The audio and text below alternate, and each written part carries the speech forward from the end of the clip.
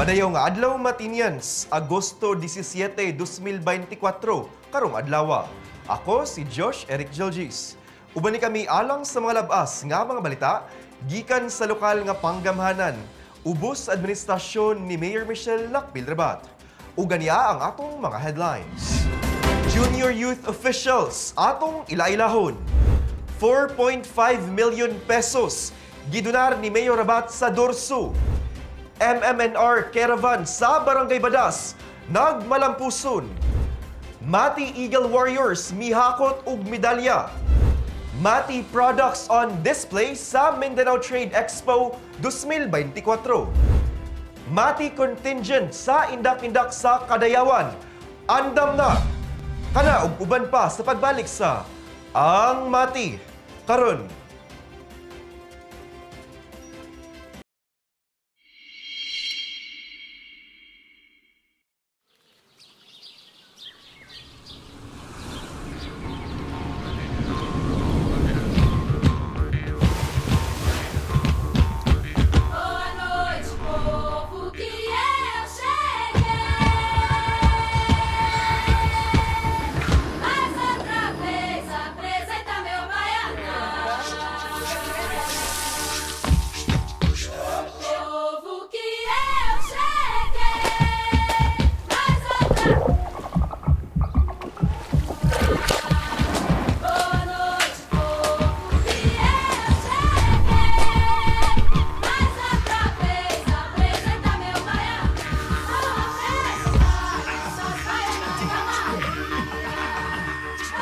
Mati is where to be. Make it Mati. Maganahay nga di.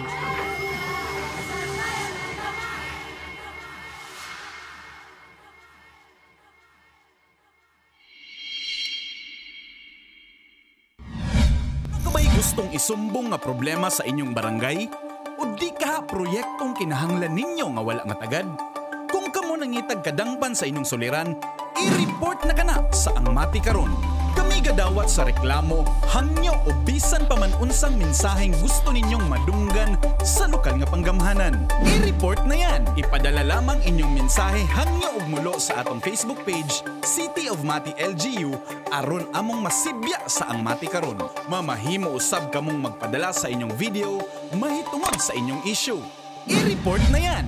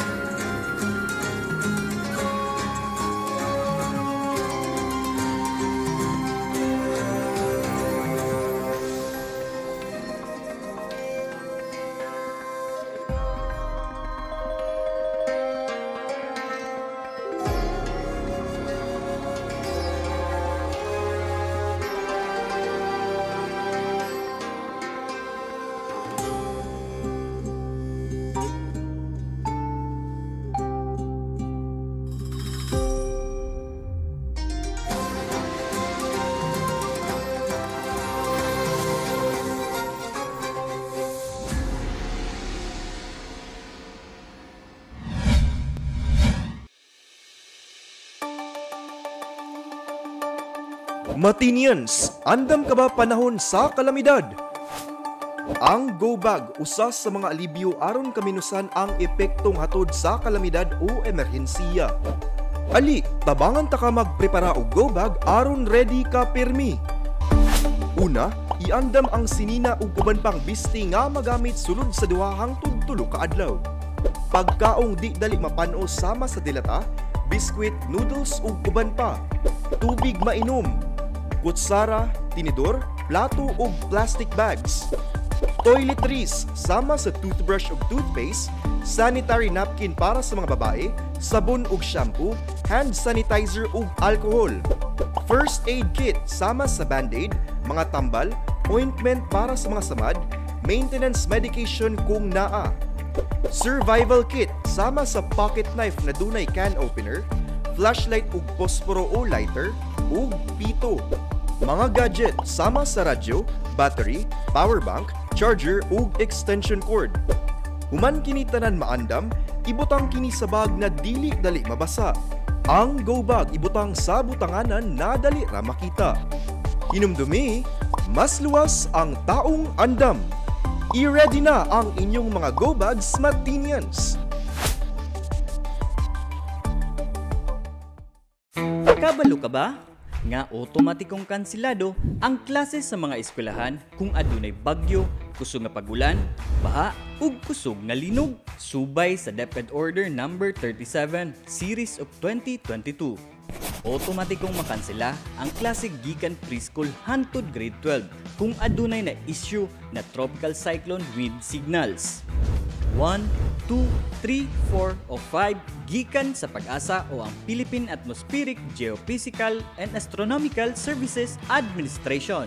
Gawas sa bagyo, otomatikong kanselado sab ang mga klase kung adunay gi-issue ang PAG-ASA na orange o red rainfall warning. Mamahimo sab na magsuspende og klase ang lokal na panggamhanan tungod sa pagulan bisan og walay warning gikan sa PAG-ASA. Samtang otomatikong makansela sab ang mga klase kung adunay flood warning gikan sa PAG-ASA. Makansela o masuspende sab ang mga klase bisan og walay flood warning sa PAG-ASA kung kini gimando sa lokal na panggamhanan. Sa panahon sa linog, otomatikong makansela ang mga klase kung lapas sa intensity 5 ang gideklara sa PHIVOLCS nakakusgon sa linog. Samtang mamahimong ikansela sa lokal na panggamhanan o mga school principal ang klase kung adunay linog na baba sa intensity 5 ang kakusgon. Kini nga polisiya mausab ang ginasubay sa Commission on Higher Education CONCHED. Karon, kabalo na ka! Usa ka programa ang gipahigayon sa Local Youth Development Office na mao ang Junior Youth Officials Program subay sa selebrasyon sa Linggo ng Kabataan karong bulan sa Agosto. Kung unsa kini sa report ni Jasmine Tia. Nagmalampuson ang programang Junior Youth Officials human ma-deploy ug mag-oath taking ang mga batanong opisyales kaniadtong Agosto 12, 2024 sa City Hall human sa flag ceremony sa mga empleyado. Ang mong programa subay sa RA 10742 o ang SK Reform Law 2015 ug sa opisyal na mga aktibidad para sa Linggo ng Kabataan karong bulan sa Agosto nagipanguluhan sa Local Youth Development Office ug sa Sangguniang Kabataang Federation Office.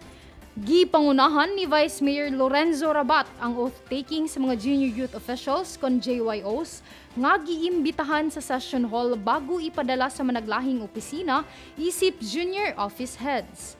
Adunay 20 ka mga JYOs ang opisyal nga napili nga gikan sa managlahing mga tulunghaan sa Mati sama sa Mati National Comprehensive High School, Davao Oriental Regional Science High School, Immaculate Heart of Mary Academy, Badas National High School, Buso National High School ug uban pa.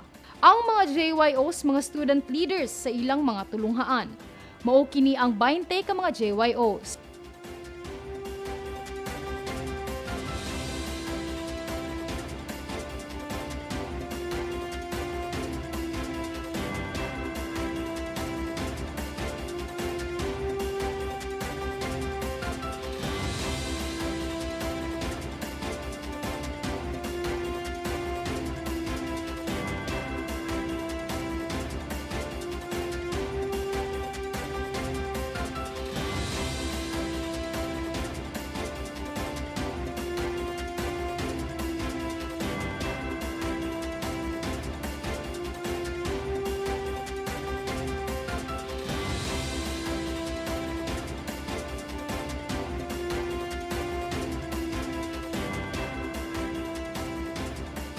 Ang Junior Youth Official Program nagsugod kani atong Agosto 11 hangtod 14 diin nagsilbi kini isip immersion sa mga student leaders aron makat-on ug makasinati mismo sa mga operasyon sa gobyerno, pag-apil sa pakilambigit sa komunidad ug pagtambong sa mga pakigpulong sa pagpangulo.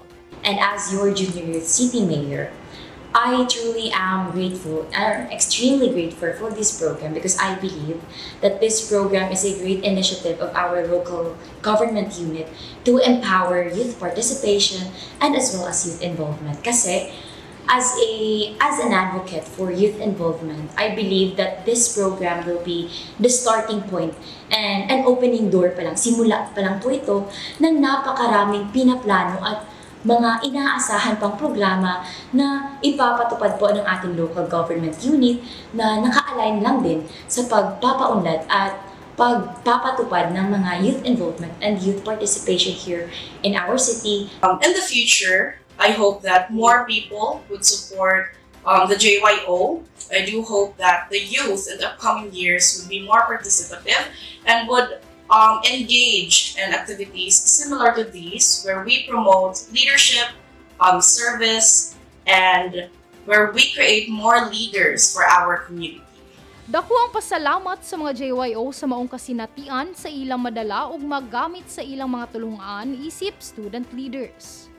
Gawas sa JYO, aduna pay ubay-ubay ng mga programa ug aktibidad ang gimugna sa Local Youth Development Office alang sa selebrasyon sa Linggo ng Kabataan. Kini si Jasmine Tia para sa Ang Mati karon. Midunar si Mayor Michelle Nakpilrabat og 4.5 million pesos sa Davao Oriental State University isip tabang sama naglahing panginahanglan sa maong universidad. Ania ang report. 4.5 million pesos ang kantidad nga gidunar ni Mayor Michelle Nakpilrabat ngadto sa Davao Oriental State University kaniadtong Agosto 9, 2024. Gilang kuban sa pinansyal nga hinabang ang 1 million pesos alang sa Equitable Free Higher Education Program nga gahatag oportunidad sa mga tinun-an nga makasinati og libreng edukasyon. Laing 1 million pesos alang sa mga supply sa tambal ug 2.5 million pesos isip suporta sa Mindanao Association of State Tertiary Schools kon Mass Games 2025. Mismong si Dorso President Dr. Roy G. Ponce ang midawat sa maong kantidad ug mapasalamaton sa padayon nga suporta nga ginahatag sa mayora alang sa mga programa sa universidad, mga tinun-an niini ug tabang medikal ug sports. Gilauman sa mga estudyante ug tibuok komunidad sa Davao Oriental State University nga makaangkon og dako nga benepisyo gikan sa donasyon sama na lamang sa suporta nga gihatag alang sa mga partisipante sa Mass Games 2025 nga usa ka dakong oportunidad sa paghanas ug pagpakitang gilas sa socio-cultural ug sports nga kabatid sa mga estudyante.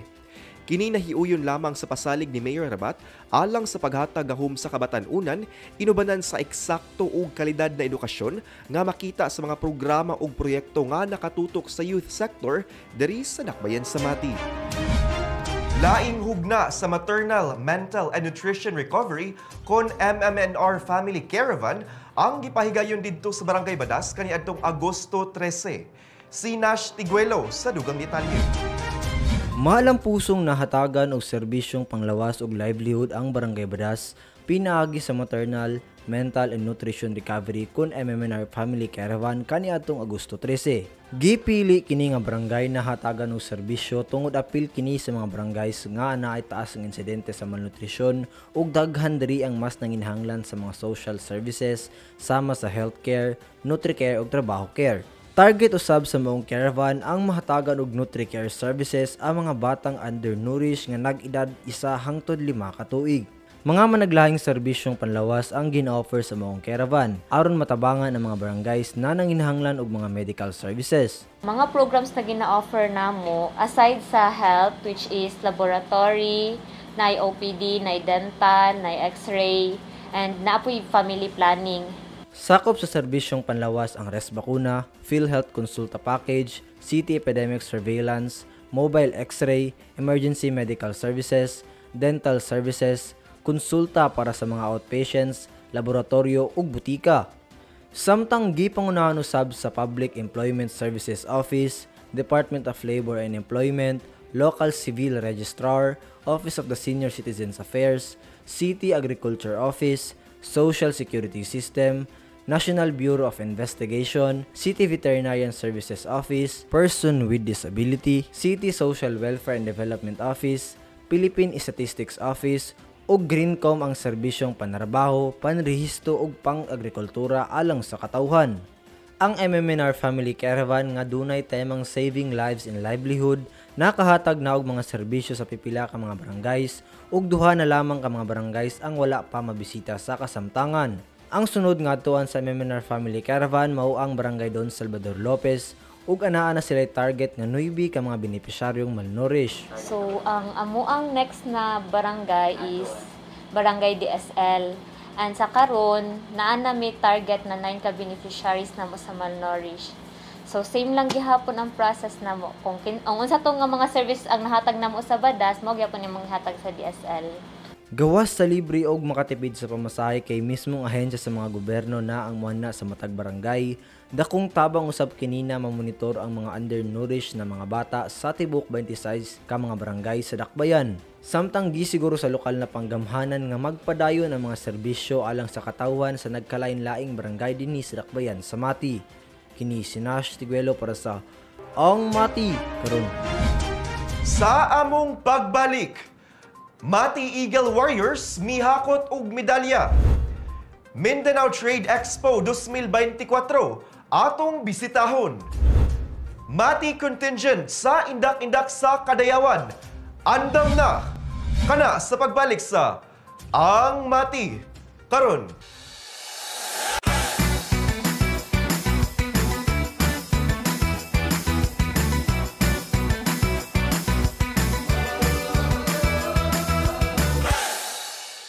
Madayong nga adlaw Matinians, ako ang inyong guest host karong adlaw, Kristan M. Kapungas, para sa atong Matinians on the Streets, dinhilang sa Ang Mati karon.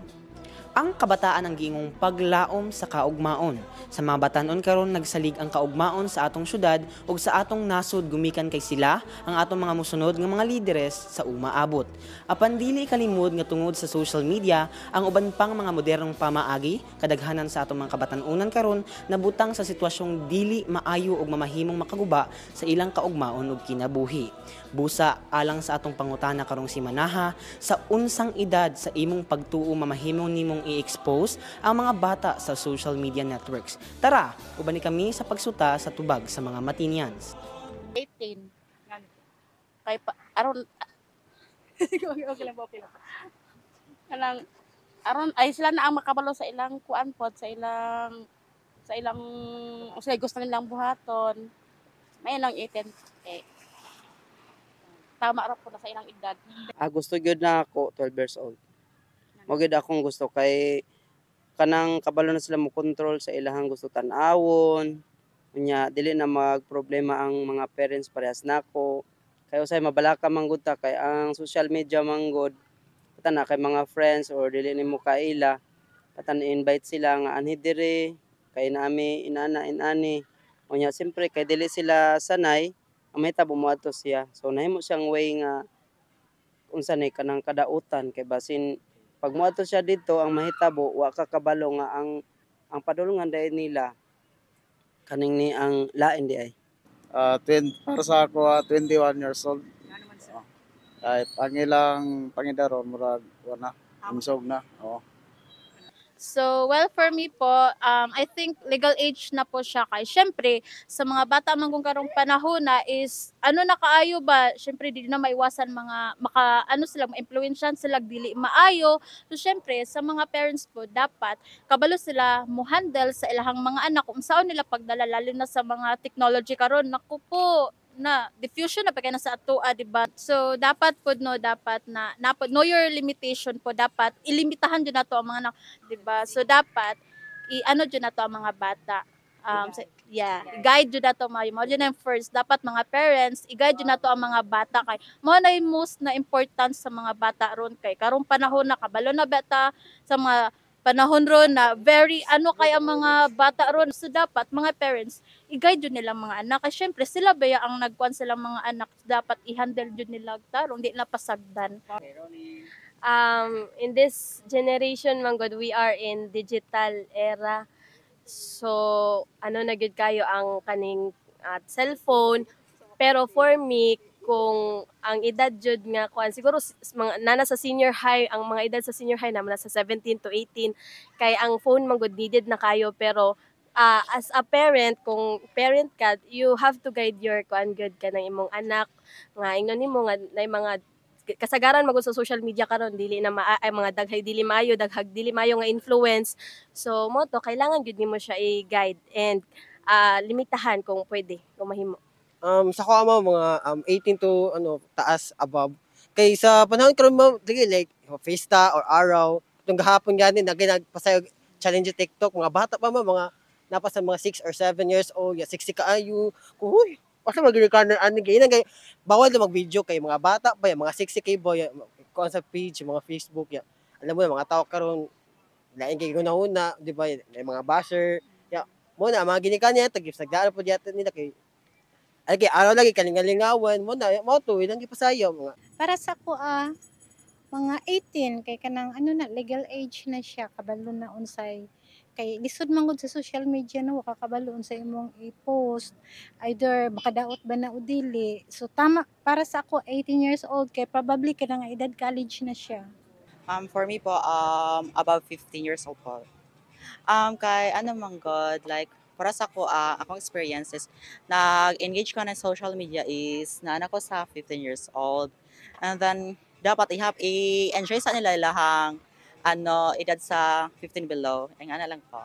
Sa high school na. Padako naman. Pwede na. Pero kung may di pa pwede. Ang kuan kanang unsa ang dapat siguro ikuan ng mga bata kana siguro nagkuan na sa eskwelahan, katong mga wala pa na expose sa eskwela niya dili pa kayo nila need nga magkuan na ng mga kuan o sa social media, i-avoid siguro unya i-orient pod sa mga bata nga dili pa pwede. Ug mao kana ang nagkadaiyang opinyon sa mga Matinians kalabot sa atong pangutana karong simanaha. Timan ilang inyong mga Matinians nga tanang butang bisan unsa pa kamaayo ang tumong niini, kung kini masubrahan makadaot gayud kini. Sa mga ginikanan, atong i-monitor ug limitahan ang exposure sa atong mga anak sa social media ug internet ug siguraduhon nga magamit lamang kini sa maayong tumong. Ako si Christian M. Kapungas, Amping.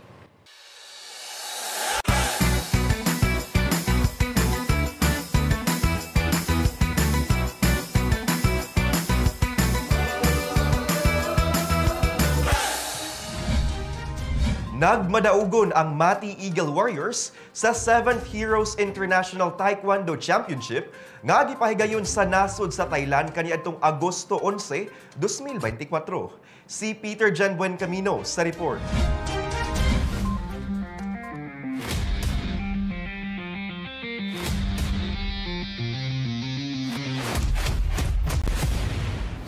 Mipatigbabaw ang kahanas ug kamaisog sa mga batan-ong taekwondo jin sa 7th Heroes International Taekwondo Championship nga gipahigayon sa nasod sa Thailand kaniadtong Agosto 11, 2024. Mihakot og ubay-ubay ka mga medalya sa managlahing kategorya ang atong mga Matinyan players. Kontra nila ang mga batan-ong atleta nagikan pa sa managlahing nasod sa kalibutan ug nasulayan gayud ang ilahang skill ug competitive spirit sa kompetisyon.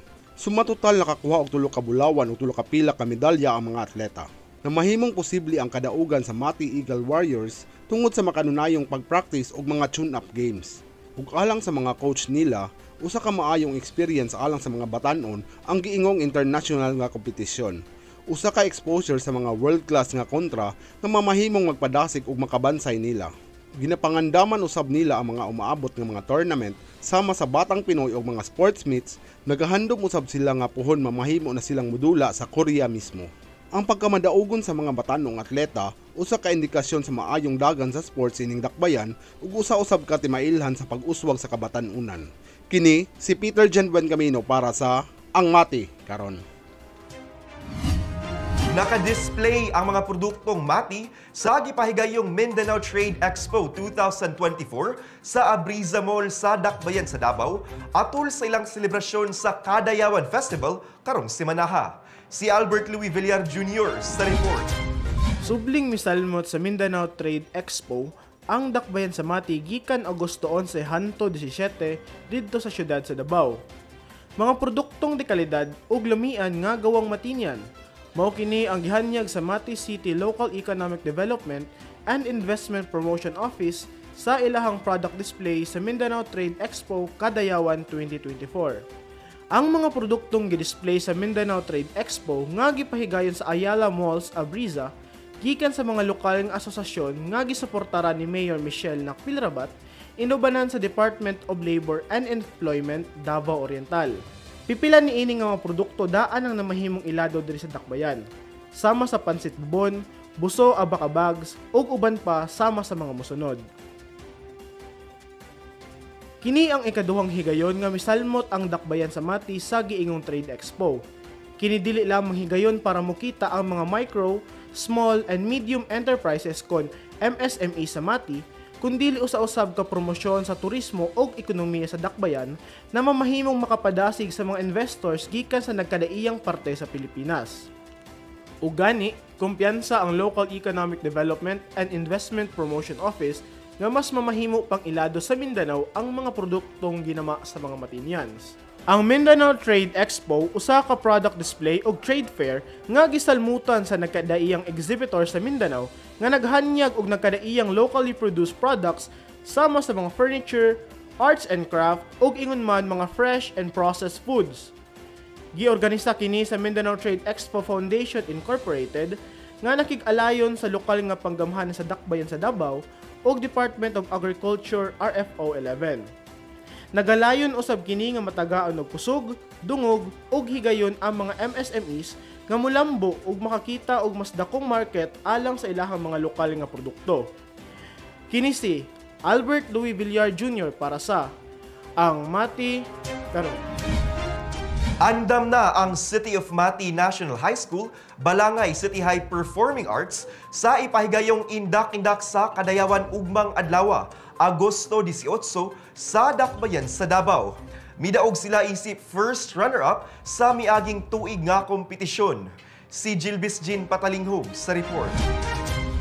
Ritmo, sayaw, kadaugan, pag-andam indak-indak sa Kadayawan 2024 ang City High ani ana.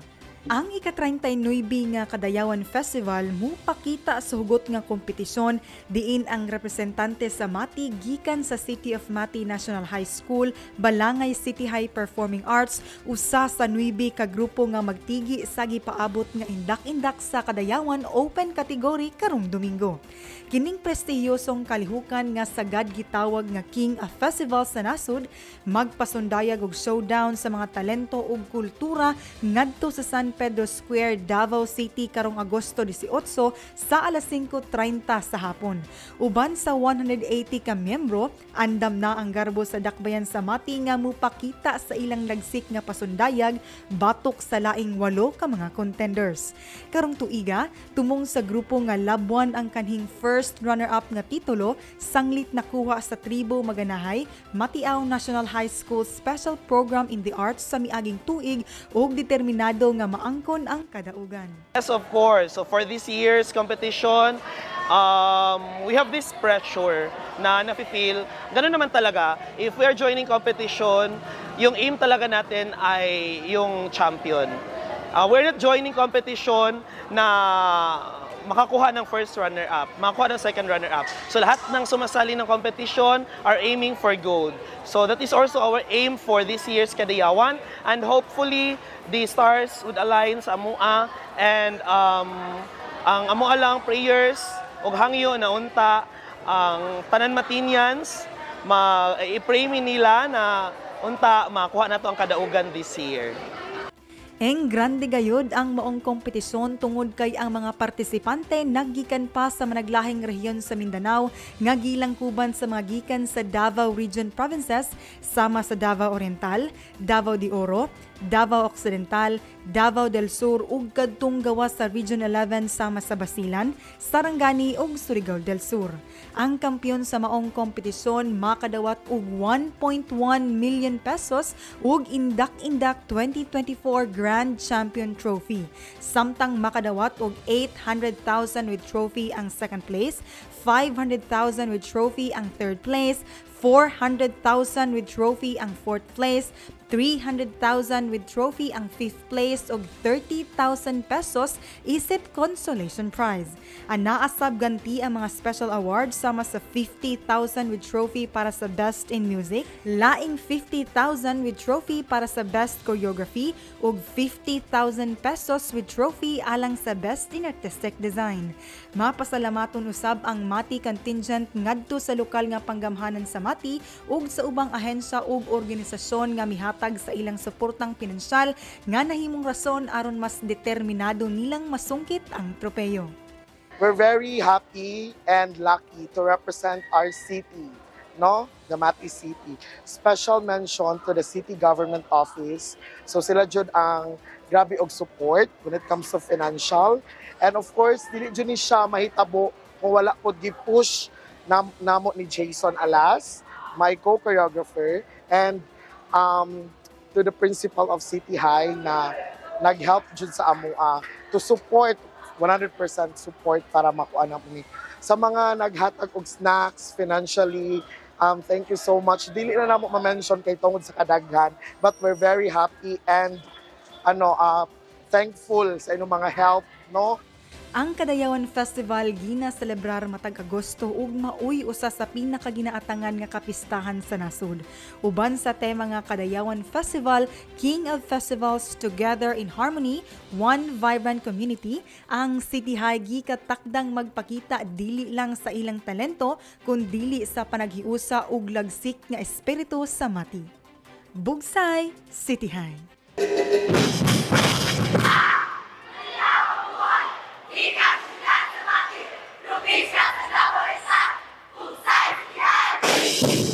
Kini sa Jelvis Jean Patalinghog para sa ang Mati karon. Aniya ang orden de ejecutibo ug mga aktibidades sa atong halangdong Mayor Michelle Nakpilrabat karong semanaha.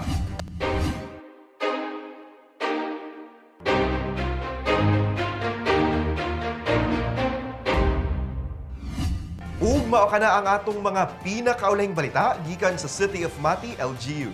Ako si Josh Eric Jelgis. Uban ni kami sunod simana matag Sabado diri lang sa Ang Mati. Karon, atong kanunay hinumduman nga magmakusganon, magmatinabangon ug magmahigugmaong matag adlaw.